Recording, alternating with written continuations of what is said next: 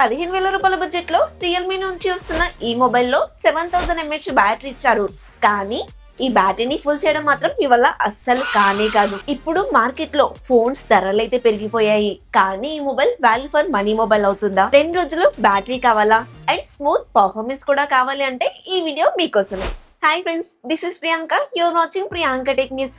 ఈ రోజు ఈ వీడియోలో వచ్చేసి మనం రియల్మీ నార్జో 100 లైట్ 5G కి సంబంధించిన కంప్లీట్ డీటెయిల్స్ గురించి అయితే మాట్లాడుకుందాము.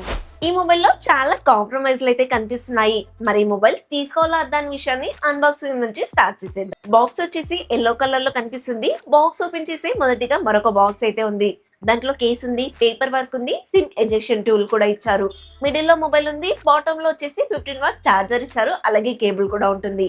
ఫైనల్ గా ఈ అన్బాక్సింగ్ నాదైతే కాదండి, బాక్స్ కంటెంట్ ఏంటి అని చూపించడానికి మాత్రమే రిఫరెన్స్ గా ఈ వీడియో అయితే ప్లే చేస్తున్నాను. మొబైల్ వచ్చేసి 2 కలర్స్ వేరియంట్ లో ఉంటుంది. ఒకటి సిల్వర్, మరొకటి వచ్చేసి బ్లాక్.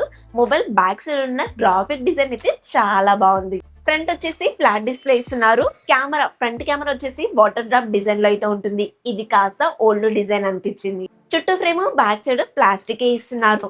ఈ కెమెరా సెటప్ చూస్తుంటే సామ్సంగ్ మొబైల్ ని చూస్తున్నట్టుగా అనిపించట్లేదా మీకు? ఈ వాటర్ డ్రాప్ డిజైన్ కానివ్వండి, బ్యాక్ సైడ్ కెమెరా సెటప్ కానివ్వండి, 15,000 రూపాయల బడ్జెట్ లో వచ్చే సామ్సంగ్ మొబైల్ లాగా అనిపిస్తుంది కదా. సైడ్ ఫింగర్ ప్రింట్ సెన్సార్ తో వస్తుంది. బాటమ్ లో సింగిల్ స్పీకర్ మాత్రమే ఇచ్చారు.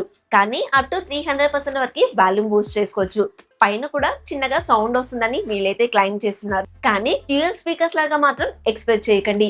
IP64 వాటర్ రేటింగ్ తో వస్తుంది. మిలిటరీ గేట్ 18H సర్టిఫికేషన్ కూడా ఉంటుంది. వైఫై 6, బ్లూటూత్ 5.3 టెక్నాలజీతో వస్తుంది. అలాగే 3.5mm పోర్ట్ కూడా ఇస్తున్నారు. 2 సిమ్స్ వేసుకోవచ్చు. మీరు మెమరీ కార్డ్ కూడా వేసుకునే ఆప్షన్ కూడా ఉంటుంది. 8.4mm థిక్నెస్, 212 grams వెయిట్ అయితే ఉంటుంది. కాస్త బల్కీ ఫీల్ అయితే కలుగుతుంది, ఎందుకంటే ఫ్లాట్ ఎడ్జెస్ ఉండడం వల్ల. బిల్డ్ క్వాలిటీ పరంగా మాత్రం మీకు యావరేజ్ గానే అనిపిస్తుంది. 6.8 inches కి సంబంధించిన HD+ LCD ప్యానల్ అయితే వాడుతున్నారు. 144Hz రిఫ్రెష్ రేట్ అయితే సపోర్ట్ చేస్తుంది. 900 పీక్ బ్రైట్నెస్ అయితే కలిగి ఉంటుంది. ఇది LCD ప్యానల్ అవ్వడం వల్ల సైడ్ ఫింగర్ ప్రింట్ సెన్సార్ తోనే వస్తుంది. అండ్ HD+ డిస్ప్లే అవ్వడం వల్ల కంటెంట్ చూసినప్పుడు కూడా అంత మంచి ఎక్స్పీరియన్స్ అయితే కలగదు. యూట్యూబ్ లో అంటే పర్లేదు, కానీ OTT యాప్ లో మూవీస్ చూసా అంటే మాత్రమే ఫుల్ HD లో ప్లే అవ్వవు. డిస్ప్లే బిలో యావరేజ్ లో ఉంది. హైయర్ రిఫ్రెష్ రేట్ ఇస్తున్నారని చెప్పేసి మాత్రం మోసపోకండి. డైమెన్సిటీ 6300 ప్రాసెసర్ తో వస్తుంది. 6 నానోమీటర్ మీద బిల్డ్ అవుతుంది. LPDDR4X RAM technology, UFS 2.2 memory టెక్నాలజీతో వస్తుంది. Out of the box Android 16 తో వస్తుంది. Realme UI 7 తో వస్తుంది. అప్డేట్స్ వచ్చేసి 2+ years అయితే ఇస్తున్నారు. AI ఫీచర్స్ కూడా చాలానే ఉంటాయి. 5300mm² వేపర్ కూలింగ్ ఛాంబర్ కూడా ఉంటుంది. ఈ వేపర్ కూలింగ్ ఛాంబర్ వల్ల 2 degrees టెంపరేచర్ తగ్గిస్తుంది అని వీళ్ళైతే క్లైమ్ చేస్తున్నారు. ఇచ్చేం లాభం అండి. Antutu లో కూడా 5,60,000 వరకు స్కోర్ చేసిందని వీళ్ళైతే క్లైమ్ చేస్తున్నారు. నార్మల్ గా యూజ్ చేశాను, అదే అండి, నేను సోషల్ మీడియా యాప్స్ వాడతాను, కాల్స్ మాట్లాడతాను అనుకునే వాళ్ళకి మాత్రం పర్లేదు, బాగానే ఉంటుంది. బట్ గేమ్స్ ఆడతా అనుకునే వాళ్ళు మాత్రం ఈ మొబైల్ ని అస్సలు తీసుకోవద్దని చెప్తాను. అండ్ పోను లాగ్స్ కూడా మీరు నోటీస్ చేస్తారు. వీలైతే 4 years లాగ్ లేకుండా ఈ మొబైల్ ని రన్ చేసుకోవచ్చు అని క్లైమ్ చేసుకుంటున్నారు. కాకపోతే ఇలా తక్కువ బడ్జెట్ లో వస్తున్న మొబైల్స్ లో అప్డేట్స్ కూడా లేట్ గానే ఇస్తారు. మరి ఎలా స్మూత్ గా రన్ అవుతుందో వీళ్ళకే తెలియాలి. అమ్మయ్య, మొత్తానికి ఎప్పటి నుంచో వెయిట్ చేస్తున్న 20K సబ్స్క్రైబర్స్ అయితే కంప్లీట్ చేసుకున్నాము. అందరికీ కూడా థ్యాంక్ యూ సో మచ్ అండి, సపోర్ట్ చేసిన ప్రతి ఒక్కరికి కూడా. 20K సబ్స్క్రైబర్స్ కంప్లీట్ అయిన సందర్భంలో నా బడ్జెట్ కి తగ్గట్టుగా ఏదో చిన్న గివ్ అవే అయితే ప్లాన్ చేస్తున్నాను. ఏది ఇస్తే బాగుంటుందో కమెంట్ లో చెప్పండి.